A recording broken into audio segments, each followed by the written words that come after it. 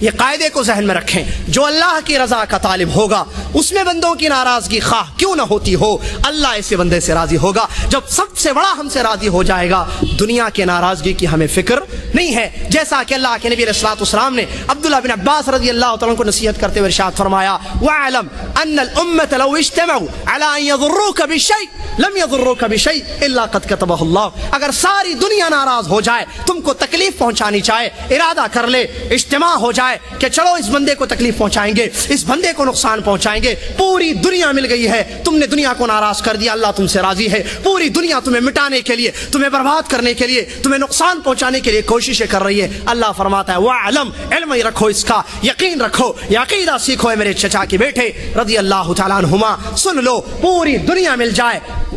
وہ تم کو نقصان پہنچانے کے لیے لا يضرك بشيء الا قد كتب الله عليك، ذرہ برابر وہ تم کو نقصان نہیں پہنچا سکتے ہیں مگر یہ کہ اللہ نے تمہارے مقدر میں اس چیز کو رکھا ہے۔ تو میرے بھائی، اگر ہم والدین کی رضا طلب کریں گے اللہ کی نافرمانی میں، یہ شریعت نے اس کو حرام قرار دیا ہے۔ تو اللہ فرماتا ہے اگر والدین شرک کی طرف دعوت دیں تو تم ان کی بات تو من مانو، لیکن ان کے ساتھ دنیا میں حسن سلوک کرو۔ فلا تطعهما وصاحبهما في الدنيا معروفا۔ اندازہ لگائیں والدین کے حقوق کی اہمیت کا، والدین کے حقوق کتنے بڑے ہیں جن کو ہم پامال کرتے ہیں آئے دن، روزانہ ہم والدین کے ساتھ غلط سلوک کرتے ہیں، ان کے حقوق کو ادا نہیں کرتے ہیں۔ اللہ فرماتا ہے شرک کی طرف دعوت دیں، بات مت مانو لیکن مارو مت، ان کے ساتھ حسن سلوک کو ترک مت کرو، ان کے ساتھ معروف کو ترک مت کرو، بلکہ اطاعت مت کرو، کیونکہ ان کی اطاعت میں رب کی نافرمانی ہے، رب کے ساتھ شرک کا کام ہو جائے گا، لہٰذا وہاں نافرمانی ہوگی، اس لیے والدین کی اطاعت نہ کرنا،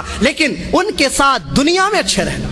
وصاحبهما فی الدنیا معروفا، ان کے ساتھ دنیا میں اچھے رہنا۔ جبکہ علماء اکرام حدیثوں کی روشنی میں بیان فرماتے ہیں شرک کرنے والے کے ساتھ اٹھنا بیٹھنا بھی درست نہیں ہے۔ علماء اکرام حدیثوں کی روشنی میں فرماتے ہیں وہ آدمی جو شرک کا کام انجام دیتا ہے اور داعی الشرک ہے یا بدعت کا کام انجام دیتا ہے، داعی البدع ہے، بدعت کی طرف لوگوں کو دعوت دیتا ہے، اس کے ساتھ حسن سلوک، اس کے ساتھ اٹھنا بیٹھنا، اس کے ساتھ دوستی کرنا جائز نہیں ہے۔ والدین کے متعلق اللہ رب العالمین حکم نازل فرماتے ہیں اگر شرک کا کام کرنے کے لیے کہیں بات مت مانو، وصاحبهما فی الدنیا معروفا، لیکن دنیا میں ان کے ساتھ اچھا سلوک کرنا۔ یہ اللہ کے نبی علیہ الصلوۃ والسلام اپنی اس حدیث میں بیان فرماتے ہیں۔ کہاں ہیں میرے بھائی، کہاں ہیں وہ بچے، کہاں ہیں وہ اولاد جو ان آیتوں کو سمجھے، کہاں ہے وہ اولاد جو والدین کے حقوق کو سمجھے، والدین کے ساتھ حسن سلوک کرے۔ آج ہم دیکھیں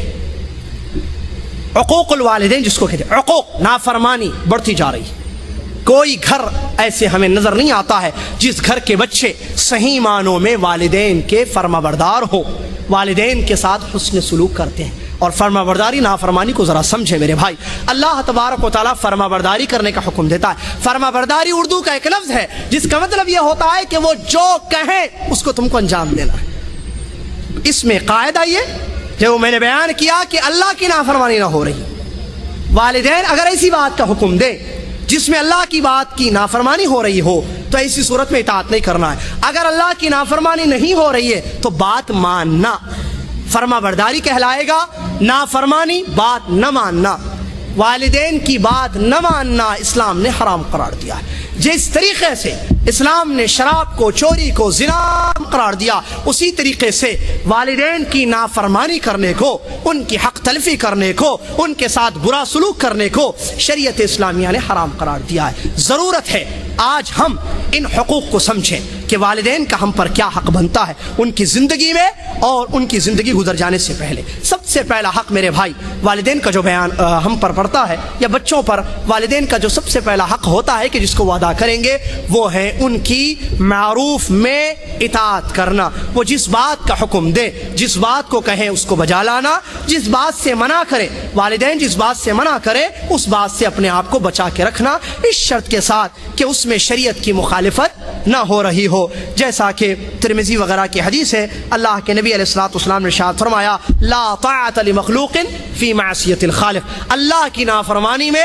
مخلوق کی اطاعت نہیں کی جائے گی۔ تو والدین کا سب سے پہلا حق یہ ہے کہ ہم ان کی اطاعت کریں، ان کی بات مانیں اور انہوں نے جس چیز سے ہم کو منع کیا ہے اس سے اپنے آپ کو بچائیں۔ جیسے والدین حکم دیتے ہیں کسی کام کا اس کو بجا لانا، اور خصوصاً اگر والدین ایسے کاموں کا حکم دیتے ہیں جس میں اللہ رب العالمین کا حکم ہے تو وہ زیادہ آکد ہو جاتا ہے، اس کی تاکید اور زیادہ ہو جاتی ہے کہ ہم اس کو انجام دیں گے۔ اسی طریقے سے دوسرا جو حق والدین کا بچوں پر پڑتا ہے توقیرہما وتعظیم شأنہما، ان کا احترام کرنا، ان کی عزت کرنا اور انکساری اور عاجزی کے ساتھ ان کے ساتھ دنیا میں ان کے ساتھ رہنا، اور